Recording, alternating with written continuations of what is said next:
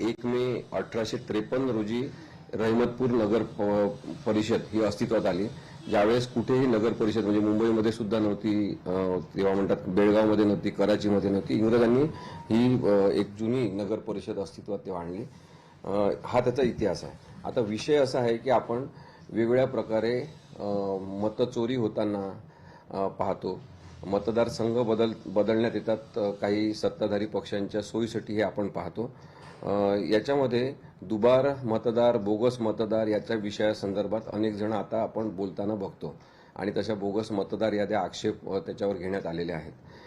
यांचा जो विषय आहे तो अत्यंत वेगळा आहे की प्रभाग तयार करण्यात आले, ते राजकीय पक्षांच्या सत्ताधारी राजकीय पक्षांच्या सोयीसाठी प्रभाग करण्यात आले आणि त्यानंतर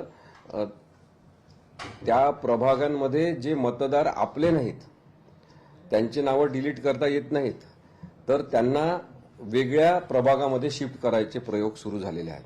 म्हणजे आता मला यांनी सांगितलं की प्रभाग क्रमांक 4 मध्ये त्यांनी आक्षेप घेतले की चुकीच्या पद्धतीने मतदारांना हलवलं जात आहे, मतदारांना दुसऱ्या प्रभागामध्ये टाकलं जात आहे. त्यांचा तो आक्षेप मान्य करण्यात आला आणि त्याच्यानुसार बदल करून घेण्यात आले, पुन्हा पूर्ववत परिस्थिती करण्यात आली.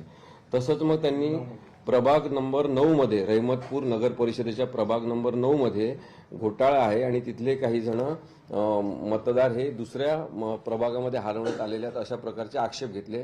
त्याच्यावर काही करण्यात आलं नाही. आता नगर परिषदेमध्ये 300 मतदार.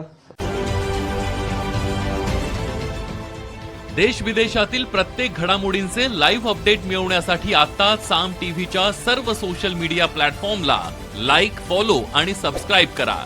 तसंच सर्व नोटिफिकेशनसाठी बेल आयकॉन प्रेस करायला विसरू नका.